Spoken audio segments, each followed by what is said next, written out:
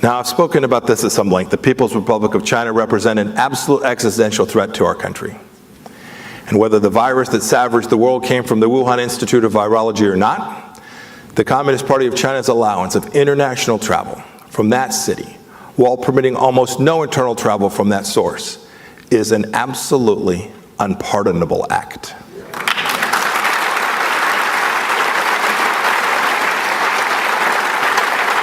Our party must lead the way in demanding concrete answers concerning the origin of the virus that has caused such immense suffering and death. China nearly possesses the combination of wealth, strength, and population required to unseat the United States as the most powerful nation on earth. For an awfully long time, we counted on our military and other forms of power to maintain our preeminence. But these attributes are now in question. The Chinese Navy has ascended. China has stolen $1 trillion in technology from the United States. The extent of this theft has enabled dramatic increases in the lethality of their arms. And so while we still hold an edge across all of our services, we must fundamentally improve our military procurement system and our means of technical education here in our schools at home, or our superiority may well vanish. I've seen this up close running that enormous bureaucracy we call our State Department. Waste, politics, irresolution, they have no place inside of these bureaucracies. Our procurement processes, certainly at most of the government, but deeply inside the Department of Defense, are marked by the development of weapon systems that produced an inadequate number of weapons, and weapons that were canceled before a single operational unit is fielded. This is frankly done to fool the public into believing that a new administration is saving money, when in fact the opposite is true. I must say that both parties stand guilty of this. In this century, tens of billions of dollars have been wasted. New tanks, dear to my heart, new tanks, howitzers, and helicopters canceled by the military branch in which I serve demonstrate this issue's enormity. Our weapons are only of use if we actually field them and put them in the hands of our amazing young men and women. The answer, and our party will have to leave this, is to tackle these big bureaucracies and create incentive-based restructuring of our defense and security procurement systems. We can't be apathetic. We have to make these changes to move forward. We must eliminate entire levels of bureaucracy. We should start with an office known. We should start with an enormous bureaucracy known as the Office of Secretary of Defense. I mean no harm to anyone who served there. It has now become politicized. I observe these things so close at hand at the Department of State. These institutions are bloated, they're unwieldy. I was accused of not protecting jobs at the State Department, and I was only saddened that I didn't get rid of more.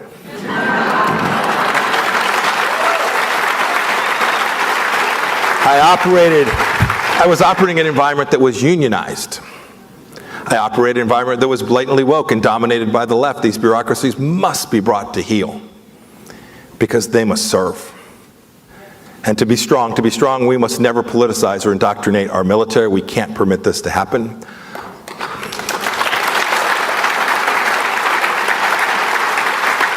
We must enhance our alliances all across the world. We worked so hard to build coalitions that defeated ISIS and a big group called the Quad to push back on China. We did this alongside friends like Australia and Japan and India. You know, even before COVID, our media, our popular culture, our universities, and our international businesses had been forces for democratic development and market creation throughout the globe. But I must say this is no longer universally true. Today, China has infiltrated Hollywood and academia, our technology companies, and the conglomerates that control America's media publishing.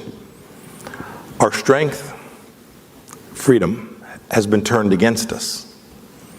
Communist influence must be eliminated in our country, root and branch. This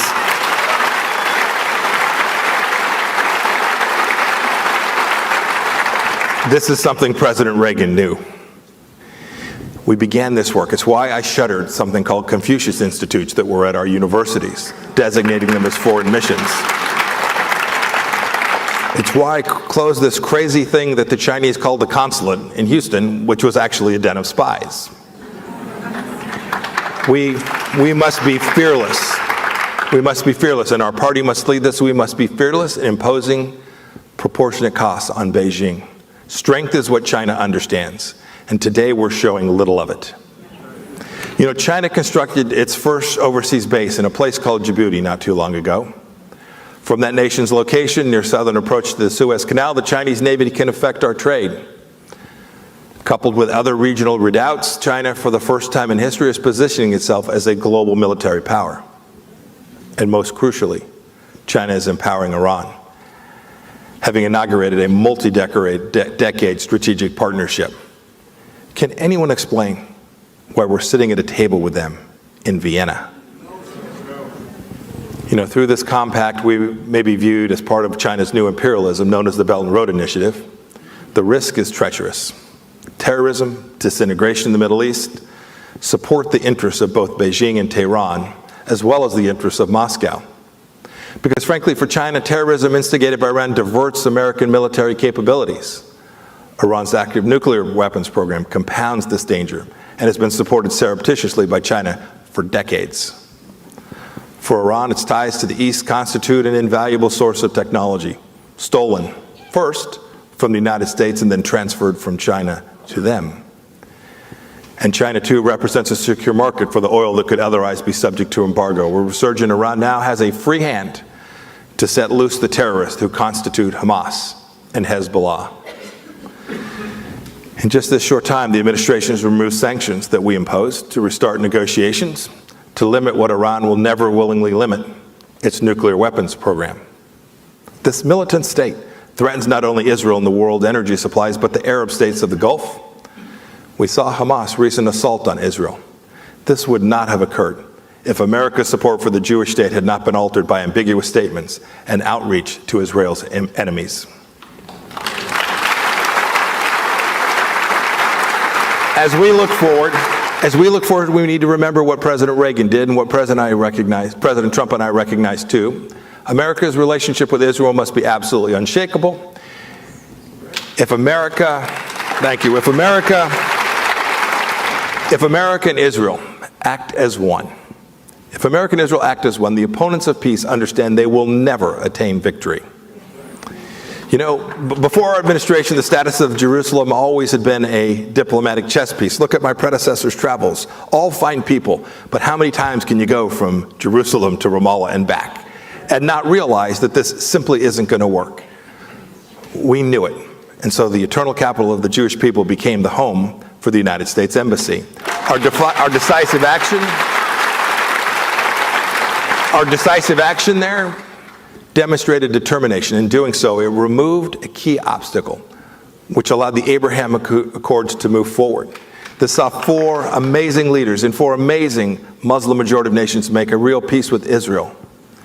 We, too, had American energy dominance absolutely at the center of how we thought about our foreign policy because it was critical to our efforts to ensuring peace and security in the Middle East. We have the amazing means. The Lord has blessed us to be a net energy exporter of fossil fuels and advanced fission power plants. Sadly, the production of American energy is now being dismembered. It's being dismembered on an altar of radical environmentalism. Does the left not know that a combination of fossil fuels and nuclear power is literally the only means to provide enough energy and clean water and sanitation for many cities in Africa, now experiencing exploding growth that can last for them throughout this next century? There is no alternative. By 2100, many of the nation's most populous countries and cities will be in Africa, in sub-Saharan Africa. It will comprise over 700 million people. And if energy supplies are inadequate, war, pestilence, extremism, and exodus will inevitably be the result, and it will come to the United States of America. Renewable sources of energy can only be supplementary, for their production, of course, is intermittent. And defacing once beautiful landscape, the blades of colossal windmills in states like mine in Kansas with wind farms eviscerates countless birds and the greatness of our nation. And even as our national symbol is not spared by these windmills, we know the real risk. Is this the line that environmentalism wants to draw? The line that it promised our country? Conservatives know that this is not the case. We know how to get safe drinking water and clean air. We've always been great stewards of our lands. We know this is true. We know new threats to America arise often. We've seen pandemics, We've seen genetic engineering on the rise. We've seen the effects of cyber warfare, power grid disruptions. We know what happens when artificial intelligence is in the hands of our adversaries. In the coming months, I'll speak to each of these issues at great length and how conservatives should respond to those threats. But as I said earlier, vision. Vision matters. Vision is the key to meeting these and other challenges. Ronald Reagan, Mikhail Gorbachev established the foundations for International Thermonuclear Experimental Reactor. You remember this? It doesn't get talked about much. It was done back in 1985. That seems like a long time ago, and for you young people, it seems like forever. This facility is now being built. This project will explore the production of fusion energy. And if successful, Ronald Reagan's vision, his vision, it will bring to this century the sun's power to our planet. Truly clean energy. Truly clean energy will actually exist in infinite supply. It required vision and imagination. He understood that this was exceptionalism. And since today, in our government, we find little of this type of prescience and grit, we must take back the House and the Senate and the presidency. We must win elections.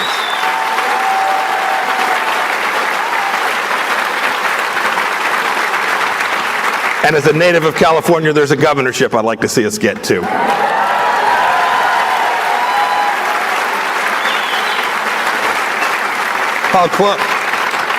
I want to close with a poem because you know all I'm such a great poet. This is a poem called The Ruin. It was written more than 1,000 years ago, and it records the remnants of Roman Britain. Roman Britain had been built centuries before that, but lost to time. The poem reads as follows. This masonry is wondrous. Fates broke it. Courtyard pavements were smashed. The work of giants is decaying. This must never be the future of America. Events may have pushed our nation into a furnace, but the book of Daniel tells us. The book of Daniel tells us the people of faith cannot be harmed by such a test. And so, with hands on our hearts, we will turn this glowing furnace into a forge. Within it, we will form our rendezvous with destiny. We will renew the dream. We will honor the past. We will chart a brave path forward. For in so doing, we will light the way.